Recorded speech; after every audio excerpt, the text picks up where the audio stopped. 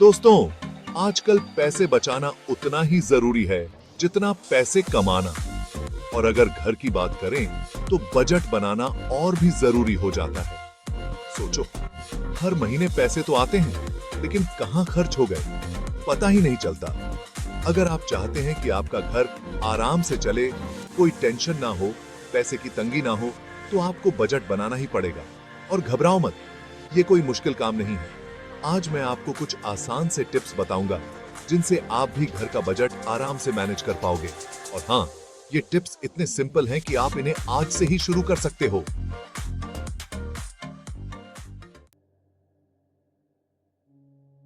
यार सोचो, हर महीने क्या क्या खर्चे होते हैं।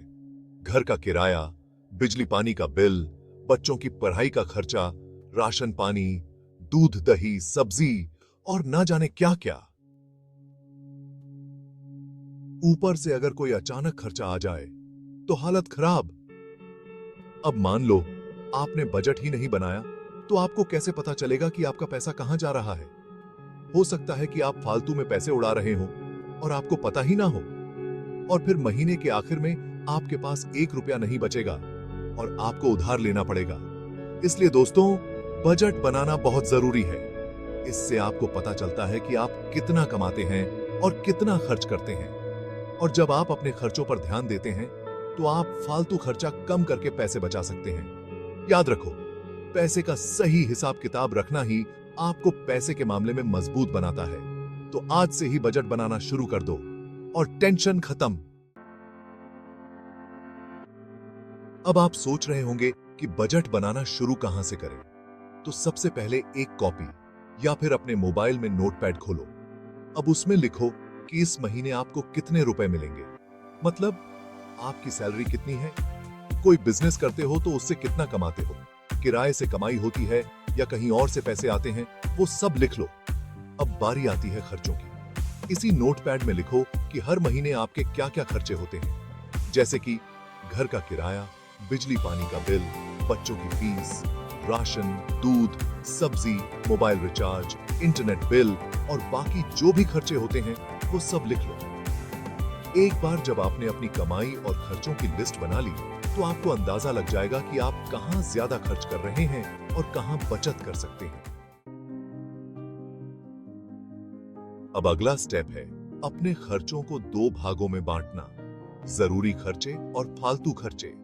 जरूरी खर्चे वो होते हैं जिनके बिना आपका गुजारा ही नहीं हो सकता, जैसे घर का किराया, राशन पानी, बिजली पानी का बिल, बच्चों की फीस, दवाई वगैरह। फालतू खर्चे वो होते हैं जो आप अपनी मर्जी से करते हैं, जैसे बाहर खाना खाना, मूवी देखने जाना, नए नए कपड़े खरीदना, महंगे मोबाइल फोन लेना या फिर बिना वजह ऑनलाइन शॉपिंग करना। अब आपको क्या करना है पता है, आपको अपने फालतू खर्चों पर कंट्रोल करना है। जी हां दोस्तों, यहीं से शुरू होती है आपकी बचत। अब तक आपने अपनी कमाई और खर्चों का हिसाब किताब तो कर ही लिया होगा। अब बारी आती है सबसे जरूरी चीज की, और वो है बचत। कहते हैं ना, बूंद बूंद से घड़ा भरता है। ठीक वैसे ही थोड़ा थोड़ा करके आप बहुत सारे पैसे जमा कर सकते हैं। तो हर महीने अपनी कमाई का कुछ हिस्सा पहले ही बचत के लिए अलग रख दें। चाहे वो 500 रुपए हो या 5000 रुपए, जितना भी हो सके जरूर बचत करें। इस पैसे को आप बैंक में एफडी करवा सकते हैं, म्यूचुअल फंड में लगा सकते हैं या फिर कहीं और इन्वेस्ट कर सकते हैं। याद रखें, बचत करना उतना ही जरूरी है जितना कमाना। यार, कर्ज एक ऐसा जाल है जिसमें फंसना बहुत आसान है, लेकिन इससे निकलना बहुत मुश्किल। अगर आप पहले से ही किसी कर्ज में फंसे हुए हैं तो सबसे पहले कोशिश करो कि उसे जल्दी से जल्दी चुका दो। और हां, जब तक बहुत ज्यादा जरूरी ना हो तो नया कर्ज मत लो। खासकर क्रेडिट कार्ड के चक्कर में मत पड़ो, क्योंकि इसका ब्याज बहुत ज्यादा होता है। याद रखो, कर्ज से मुक्ति ही असली आजादी है। दोस्तों, हर महीने राशन पानी, दूध दही, सब्जी पर आपका कितना खर्चा हो जाता है। अगर आप बिना सोचे समझे हर रोज बाजार से सामान खरीदते रहेंगे तो आपका बजट खराब हो सकता है। इसलिए बेहतर है कि आप महीने की शुरुआत में ही एक लिस्ट बना लें कि आपको क्या-क्या चीजें चाहिए। और हाँ, जब भी शॉपिंग करने जाएं, तो खाना खाने के बाद ही जाएं, क्योंकि खाली पेट आप ज्यादातर फालतू चीजें ही खरीदते हैं। यार, कई बार हम सोचते हैं कि रोज के 20-25 रुपए की चाय कॉफी या फिर ऑटो का किराया तो बहुत कम खर्चा है, इससे क्या फर्क पड़ेगा।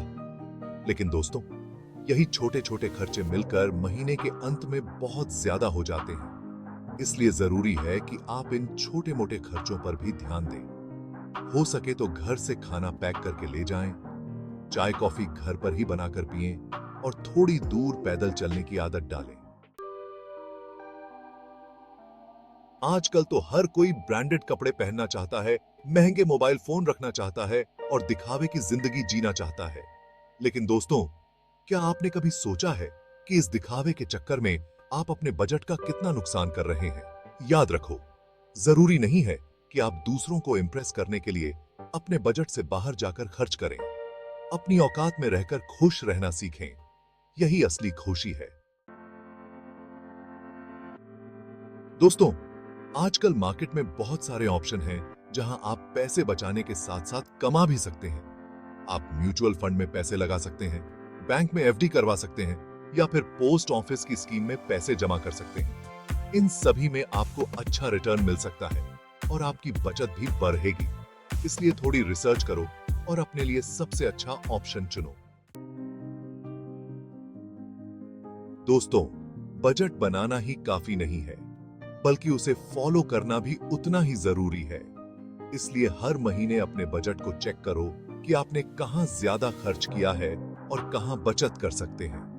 अगर आपको लगे कि आपका बजट बिगड़ रहा है, तो तुरंत उसे ठीक करो। याद रखो, अनुशासन और कंट्रोल ही आपको पैसे के मामले में मजबूत बनाएगा।